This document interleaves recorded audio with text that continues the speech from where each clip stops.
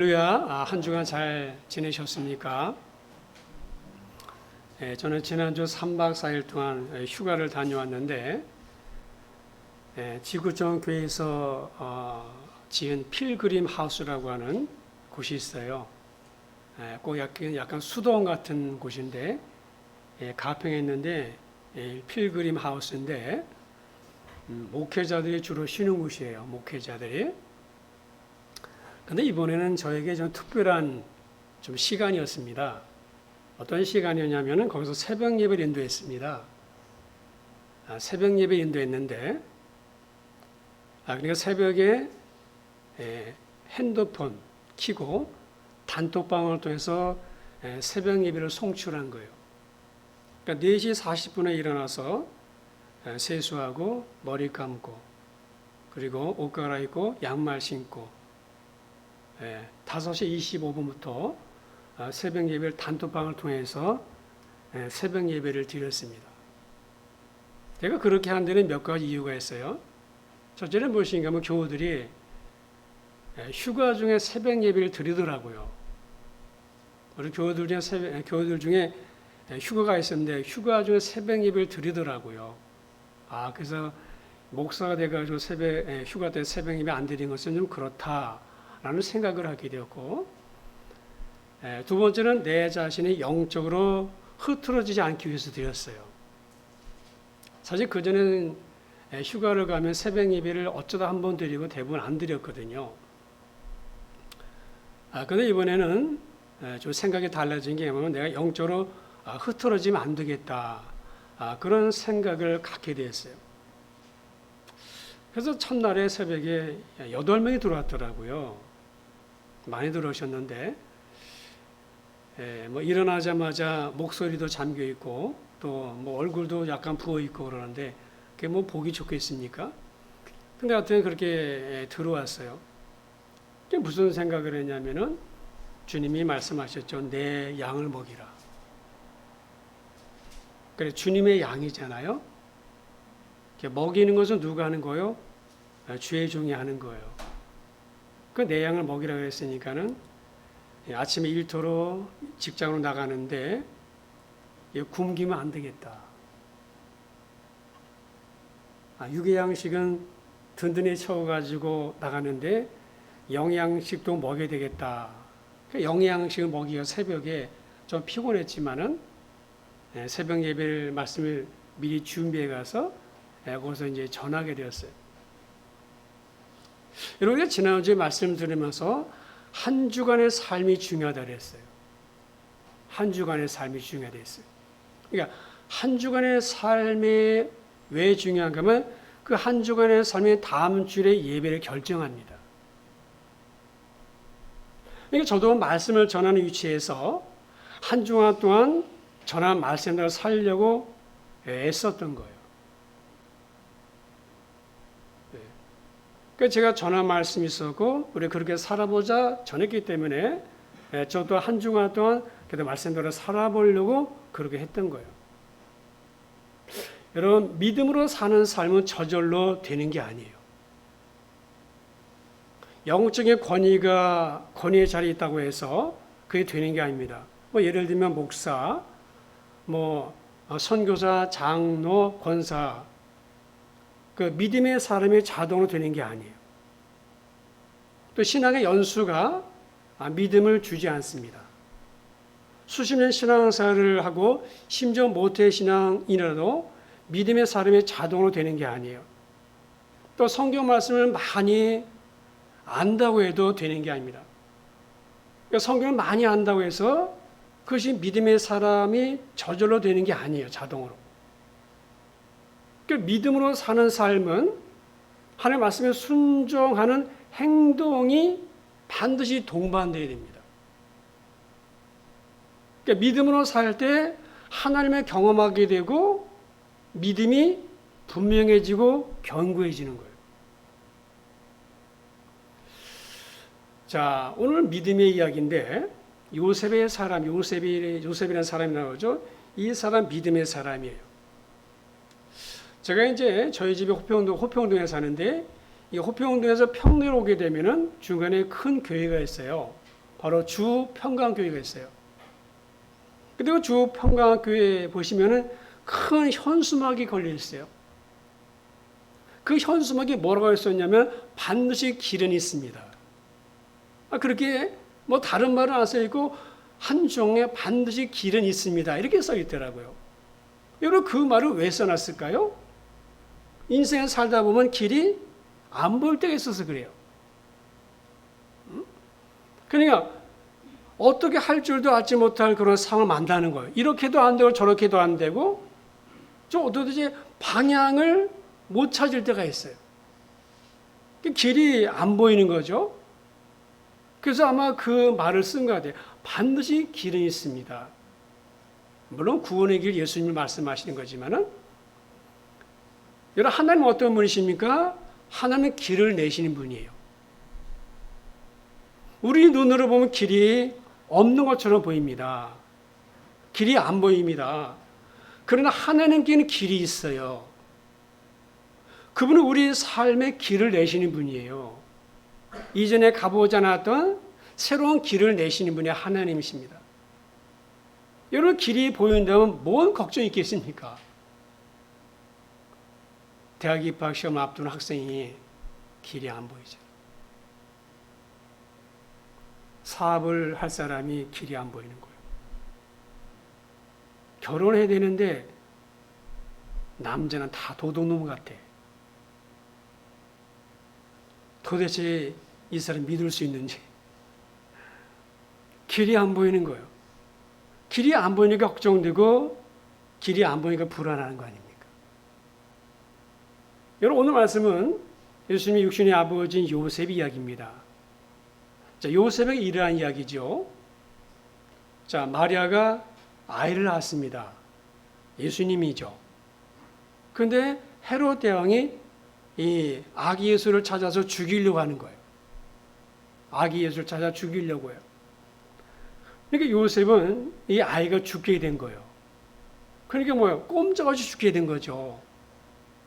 뭐 왕이 찾으러 다니니까 뭐 꼼짝 없는 거 아닙니까? 길이 없는 거잖아요. 살 길이 없잖아요. 그런데 천사가 요셉의 꿈에 나타나셔서 헤롯이 아기를 찾아 죽이려고 하니까는 빨리 일어나서 아이와 아내 마리아를 데리고서 애굽에 피해 있으라. 애굽으로 도망가 있으라. 애굽에 가 있으라. 내가 내게 명령할 때까지 거기 머물러 있으라는 거예요. 여러분 요셉은 꿈에서 천사의 지시를 받아서 그 들은 대로 그 밤에 즉시 일어나서 아기 예수와 마리아를 데리고 애굽으로 피했습니다. 그러니까 아이가 살 길을 찾은 거예요. 죽을 수 있었어요, 아이가. 근데 하나님이 요셉에게 말씀하셔서 네가 애굽으로 가 있어라. 헤롯 땅이 죽을 때까지 거기 있으라. 길이 열린 거죠. 그리고 그 이후에 헤롯이 동방박사들의 소원 줄 알고 그리고 베들레헴 지경에 있는 남자 아이들을 동방박사들이 알려준 그 아기 예수가 태어난 때를 기준으로 해서 2살 아래 아이들은 다 죽였어요. 헤롯의 유아 대학살 사건인 거예요. 뭐 지금 같은 이런 일이 있을 수 없지만 그 당시 그게 가능했던 거죠. 근데 여러분 그때 예수님의 나이가 몇입니까? 막 태어났으니까는 우리나라 나이로 1살이잖아요. 그런데 헤롯은요 1살 이하의 아이를 죽인 것이 아니라 혹시나 해서 1살 더 높여가지고 2살 아래 남자 아이들은 다 죽였어요. 이 혹시나가 2살짜리 사내 아이들은 다 죽게 만든 거예요. 그러니까 베들레헴의 각 집집마다 2살 아이의 남자아이들은 다 죽었어요. 초상집이 된 거예요. 그러니까 어린 아들을 잃은 엄마들의 통곡은 하늘을 찌르는 거예요. 여기저기서 우는 소리가 들리는 거예요. 집집마다 초상인 거예요. 여러분 헤롯이 이렇게 아기 예수를 죽이러 찾아다니는데 만약 하나님께서 천사를 통해서 요셉에게 이 사실 알려주지 않았더라면 아마 아기 예수도 죽었겠죠. 하지만 하나님이 요셉에게 피할 길을 알려주셨어요. 아이가 살 길을 알려주신 거예요. 여러분, 하나님 요셉에게 피할 길을 알려주신 것은 요셉에게만이 아니라 우리에게도 피할 길을 알려주신다는 걸 말하는 거예요. 우리에게도. 이 사실을 왜 기록했냐면은 하나님께서 헤롯 왕을 죽여버릴 수도 있잖아요. 그냥 그렇게 하지 않으시고 하나의 때를 기다린 거죠. 자, 하나님 요셉에게 네가 애굽으로 가 있어라 이렇게 피할 길을 알려주신 것은 우리에게 무엇을 말씀하시는가 하면 우리에게도 피할 길을 내시는 분이라는 거예요. 그래서 우리가 잘 아는 말씀이 있죠. 고린도전서 10장 13절. 사람이 감당할 시험 밖에는 너희가 당한 것이 없나니. 오직 하나님은 미쁘사 너희가 감당하지 못할 시험 당을 허락하지 아니하시고 시험 당할 즈음에 또한 피할 길을 내사 너희를 능히 감당하게 하신다. 이 말씀 우리가 세 가지 볼 수 있습니다. 첫째는 우리가 당하는 모든 시험은 이미 사람들이 감당했던 시험이라는 거예요. 다른 말로 말하면 시험의 보편성이에요.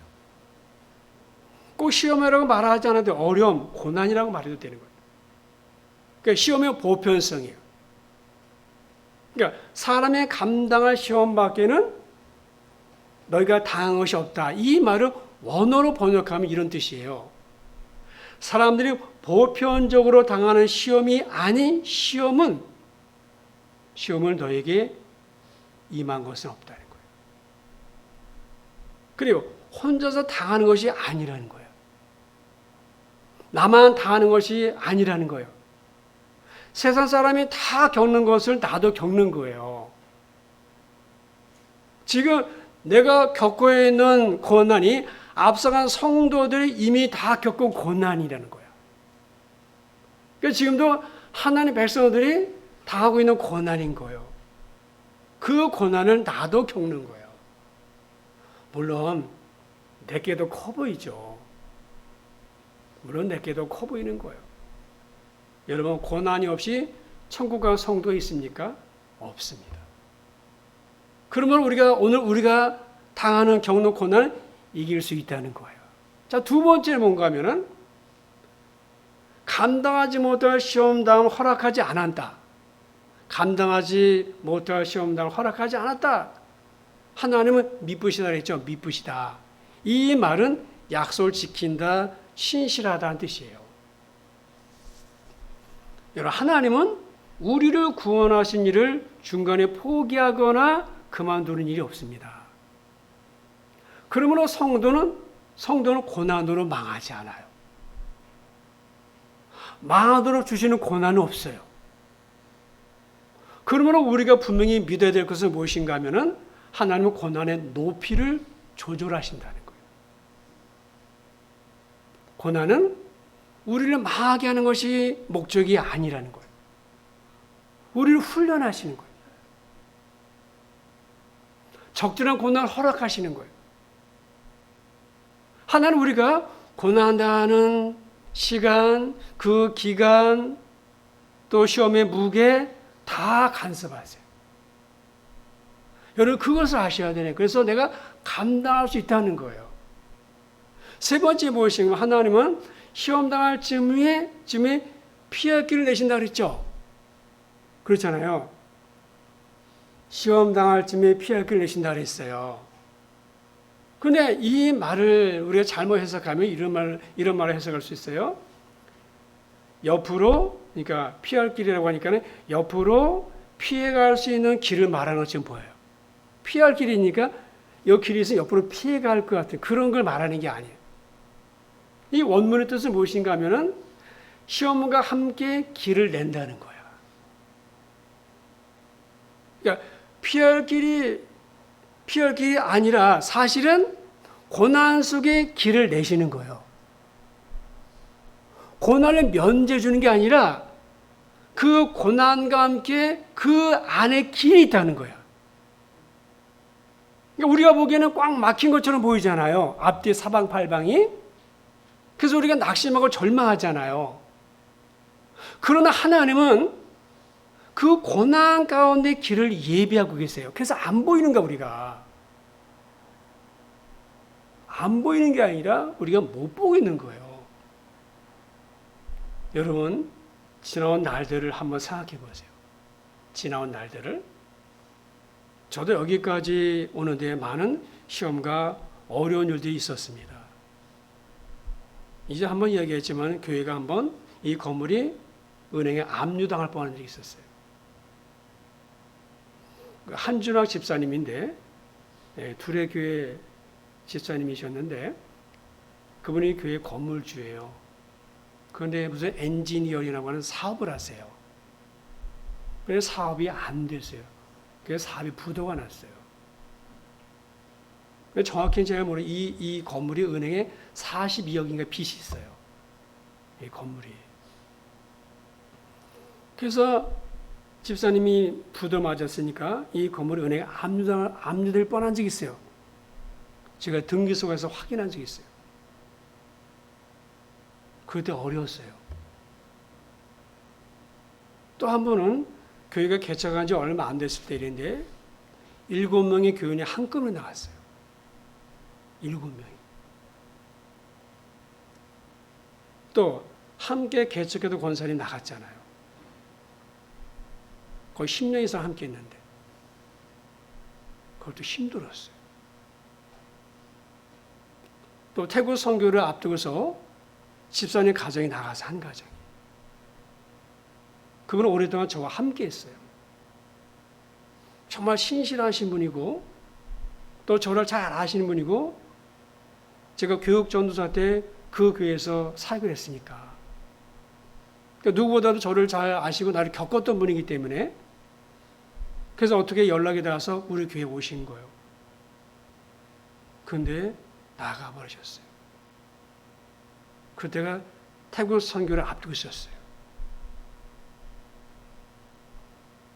그 외에도 크고 작은 일들은 많았습니다. 그런데 지나고 나보니까 하나님이 다 감당하게 하신 거예요. 그때마다 피할 길을 내셨어요. 만약에 길이 없었다면 오늘 저는 여기 있지 못했을 거예요.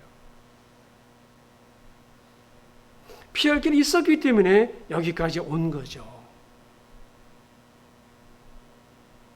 길이 있다는 것을 믿으셔야 돼요. 반드시 길은 있습니다. 중요한 것은 그 길을 찾는 것입니다.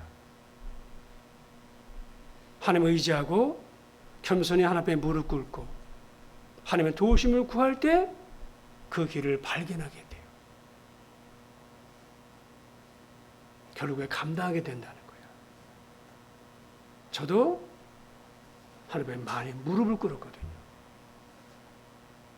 길이 안 보이니까 하나님 앞에 무릎을 꿇는 거예요.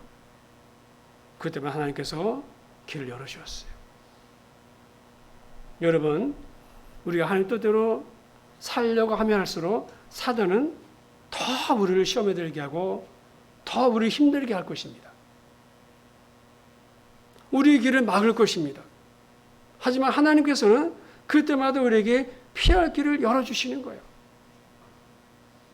우리가 좌절하지 않고 우리 절망하지 않고 하나님 앞에서 두 손을 들 때마다 하나님은 우리가 생각하지 못했던 길을 열어주시는 거예요. 그 이사야서에 말씀하죠. 하나님은 광야에 길을 내신다. 광야 길이 없어요. 하나님은 광야에 길을 내시는 거예요. 여러분 지금 상황이 광야 같으십니까? 길이 없으십니까? 그런데 하나님은 광야 같은 것에 길을 낸다는 거야. 사막에 강을 내는 거야. 사막에 물이 있습니까? 사막에 강을 내는 강, 졸졸 흐르는 시냇물의 강이에요, 강. 주님 말씀하죠. 내가 반드시 반드시 내가 광야의 길을 사막의 강을 낼 것이라. 너희는 이전 일을 기억하지 말라. 옛날 일을 생각하지 말라. 보라 내가 새 일을 행하리라 했어. 하나님의 새 일을 행하리라. 옛날 일이 아니라 이전 일이 아니라 내가 너희가 알지도 못해도 새 일을 할 것이라. 여러분 길이 있어요. 하나님 피할 길 내시는 거예요, 여러분. 자, 오늘 말씀은 아기 예수가 애굽으로 내려간 사건이잖아요. 근데 이 마태는 이 사건을 구약의 말씀의 성취로 봤어요. 다시 한번 호세아서 11절 1절의 말씀의 성취입니다. 그래서 15절, 16절에 이렇게 말씀하죠.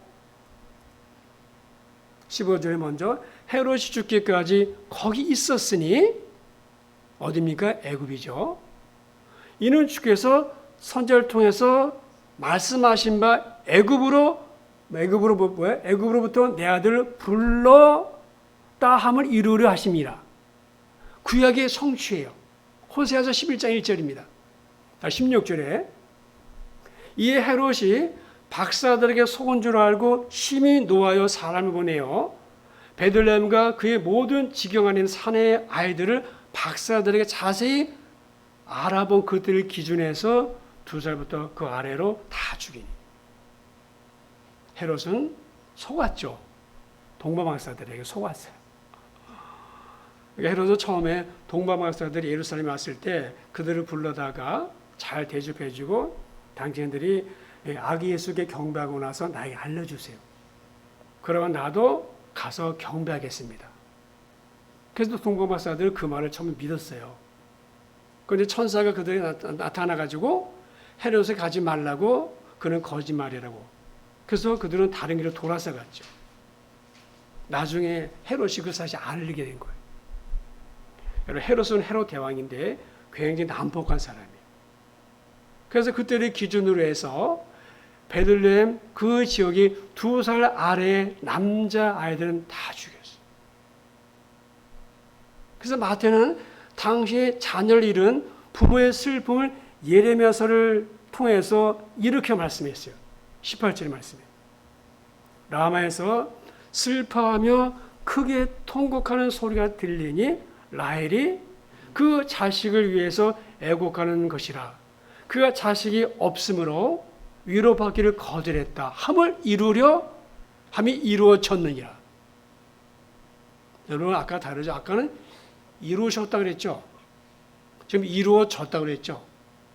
우리가 말씀을 가만히 보시면 2살 아래 남자애들이 죽는 사건이 있잖아요. 이루어진 거죠. 이루신 게 아니죠. 다르잖아요. 앞에는 아까 이루셨잖아요. 아기에서 이루신 거잖아. 지금 이루어진 거예요. 수동태 그죠? 다르단 말이죠. 그죠? 자, 이 말씀은 예레미야 31장 15절 말씀입니다.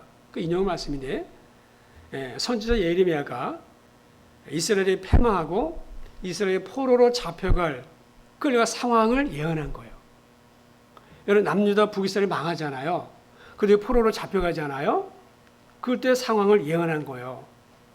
그런데 예레미야 그 예언을 이제 마태가 인용한 건데 예레미야 31장 15절 말씀입니다.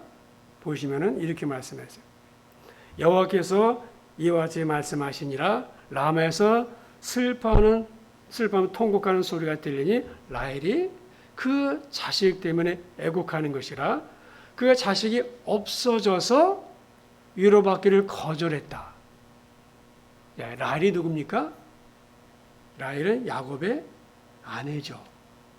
야곱에게 두 아내가 있었는데 가장 사랑하는 아내가 라헬이잖아요. 라헬을 정말 얻기 위해서 몇 년 고생했어요? 7년. 자, 그 라헬 사이에 낳은 아이가 요셉과 베냐민이죠.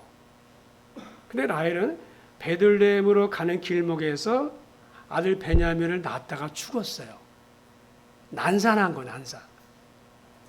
그때 라헬은 그 피덩이 같은 아들만 남겨두고 세상을 떠나야 하는 아픔을 아들 베냐민에게 이름으로 표현했어요. 그래서 베냐민의 원래 이름 베논이에요, 베논이. 그 베논이라는 말은 슬픔의 아들, 눈물의 아들 뜻이에요. 그러니까 금방 태어난 아기를 젖도 먹이지 못하고 그 놓아두고 자신이 먼저 죽어야만 하는 그 슬픔을 표현한 이름이에요. 그러니까 누구의 위로도 필요가 없는 거예요. 남편 야곱의 위로도 안 돼요. 이 아들이 살아야지만이, 살아있어야지만이 이게 위로가 되는 거잖아요. 그래서 위로받기를 거절했다는 거예요. 나 위로가 안 된다 이거예요. 자, 그의 두 아들이 요셉과 베냐민이죠. 그들은 북이스라엘과 남유다의 중심이 되었습니다. 선지자 예레미야는 이 두 나라가 패망하고 자녀들이 포로로 끌려갈 상황을, 그러니까 북방 이스라엘이 망하고 남유다가 망하잖아요. 그 자녀들 포로로 끌려갈 상황을 라헬의 슬픔으로 표현했어요. 마태는 그것을 신약에 와서 인용한 거예요. 그래서 이렇게 말하죠. 라마에서 슬퍼하며 크게 통곡하는 소리가 들리니 라헬이 그 자식 때문에 애곡하는 것이라. 라마가 뭔가? 라마 어딘가 하면요, 예루살렘에서 한 8km 위쪽에 있는, 북쪽에 있는 도시입니다. 북쪽에 있는 도시인데 라마가 예루살렘의 8km. 근데 이걸 라마는요, 북이스라엘의 포로와 남자의 포로들이 집결하는 장소예요. 포로들이 집결 장소입니다. 그래서 바벨론으로 끌려가는 거예요. 그러니까 자기의 자녀들이 바벨론의 포로로 끌려가는 상황인 거예요, 지금요. 그러니까 포로가 되어서 끌려가니까 다시는 살아서 돌아올 수 없는 거잖아요. 다시는 살아서 볼 수 없는 거예요. 그 슬픔은 라헬의 슬픔으로 비유한 거예요. 라헬의 슬픔을. 그러니까 지금 베들레헴 지경에서 2살짜리 아들들이 죽어가는데 그 슬픔을 이 말씀을 비유한 거예요. 무슨 말이에요? 그만큼 슬펐다는 거예요. 그래서 성경은 자식이 없으므로 위로받기를 거절했다 했어요. 여러분, 우리의 인생이 때로 라마와 같은 상황을 만날 때가 있습니다. 더 이상 희망이 안 보이고 더 이상 소망이 안 보이고 사람 그때 좌절하고 절망하죠. 여러분, 안철수 씨 아직 안철수 씨 지금 국회의원이잖아요. 그 안철수 국회의원이 그 지난번에 대구 지역에서 그 의료 봉사를 했었죠. 그 의료 봉사를 하면서 인터뷰한 노부부 이야기를 쓴 게 노부부 이야기. 근데 안철수 대표가 한 아주머니 환자를 보고서 이 불편해 보이시니까 어디 불편하신가요? 그렇게 물었다고 그래요. 그래서 아주머니가 가슴이 너무 답답합니다. 너무너무 가슴이 답답합니다. 그래서 안철수 의사가 물었어요. 숨 쉬는 게 불편하시군요. 통증이 있는 거 아닙니까? 물었어요. 그러자 아주머니가 말하기를 그게 아니라 어제 제 남편이 죽었습니다. 남편과 함께 코로나19에 걸린 후에 서로 다른 병원에 입원했었는데 어제 남편이 죽었다는 연락을 받았습니다. 그때 이후로 계속 가슴이 답답해서 어떻게 할 수가 없습니다. 그래서 아주머니가 말하기를 시체를 화장해버리면은 다시 남편의 얼굴을 볼 수도 없고 저 역시 병이 낫지 않아서 장례식장에도 참석할 수가 없습니다. 그런 상황이었어요. 마지막 남편의 얼굴도 못 보고 장례식장도 가지 못하는 그 여인의 아픔. 그래서 안철수 대표는요, 그 기막힌 사연 앞에서 한동안 망연자실을 할 수밖에 없었답니다. 코로나가 낳은 비극이죠. 그리고 그분에게 어떤 말로도 위로가 안 되더라고요. 남편의 얼굴도 보지 못하고 남편을 화장대 한 줌의 채로 떠나 보내야 하는 그분의 마음은 그게 위로가 되겠습니까? 남편의 얼굴도 보지 못하고 화장도로 떠나 보이만은 그 아내의 심정, 그 여인의 슬픔과 통곡이 라마가 아니냐 이거예요. 라마가 아니냐 이거예요. 우리 남의 이야기니까 그렇지만은요, 그 여인은 얼마나 아팠겠어요. 2살짜리 아들을 잃은 그 어머니, 그 아버지, 부모의 마음은 어떻겠냐고요. 여러분, 아픔과 슬픔의 상황에 있는 우리에게 위로가 되는 유명한 글귀가 있습니다. 이 또한 지나가리라. 이 또한 지나가리라 했어요. 이 말은 어떻게 생겼냐면 유대인들의 경전 해설서인 미드라시, 그 미드라시에 나오는 말이에요. 이 또한 지나가리라 이 말은 다윗 왕 때 있었던 일입니다. 어느 날 다윗 왕이 반지 하나가 갖고 싶었어요. 반지를 하나 갖고 싶었대요. 그래서 반지 세공사를 불렀어요. 반지 하나를 만들어라. 반지 하나 만들어라. 자, 여기까지는 좋아요. 그런데 다음과 같이 말하는 거예요. 반지 하나 만들 때, 반지 하나 아름답게 만들 때 거기에 이런 글귀를 넣어라. 무슨 글귀입니까? 내가 승리를 거두고 너무 기쁠 때에 교만하지 않게 하고, 내가 절망에 빠지고 시련에 처했을 때는 용기를 줄 수 있는 글귀를 넣어라. 세원서는 먼저 반지를 멋있게 만들었어요. 이제 뭘 해야 돼요? 글귀를 넣어야 되는 거예요. 글귀를 넣어야 되는 거예요. 근데 계속 생각하지만 이 점점 다윗이 말한 그 두 가지 의미를 다 가진 좋은 글귀가 안 떠오르는 거예요. 두 가지 의미를 다 동시에 품을 수 있는 글귀. 짧아야 되잖아요. 여기 길게 쓸 수 없잖아요. 고민하고 고민해도 마땅히 좋은 글귀가 떠오르지 않아서 이 반지 세공사가 다윗의 아들 솔로몬을 찾아갔대요. 솔로몬을 찾아서 물었습니다. 왕자님, 다윗 왕께서 기쁠 때 교만하지 않게 하고 절망에 빠졌을 때 용기를 줄 수 있는 글귀를 반지 색이라고 하는데 어떤 글귀를 적으면 좋겠습니까? 솔로몬이 잠시 생각을 한 다음에 이렇게 말했어요. 이렇게 써내세요. 이것 또한 지나가리라. 여러분, 아무리 좋은 것이 있어도 시간이 지나고 나면 사라지는 법입니다. 또 아무리 절망스러운 일이 있어도 세월이 지나고 나면 묻혀버리는 거죠. 솔로몬이 이 또한 지나가리라. 우리에게 주어진 기쁨과 고통이 아무리 클지라도 이 또한 지나가리라. 여러분, 어떤 일로 힘들어하십니까? 어떠한 상황 가운데 있습니까? 코로나 후유증으로 힘들어하시는 분들이 있습니다. 또 금리는 오르고 대출이자는 점점 늘어나서 빚은 점점 늘어나고 빚 때문에 힘들어하시는 분도 있어요. 금리가 또 오른다고 그러죠.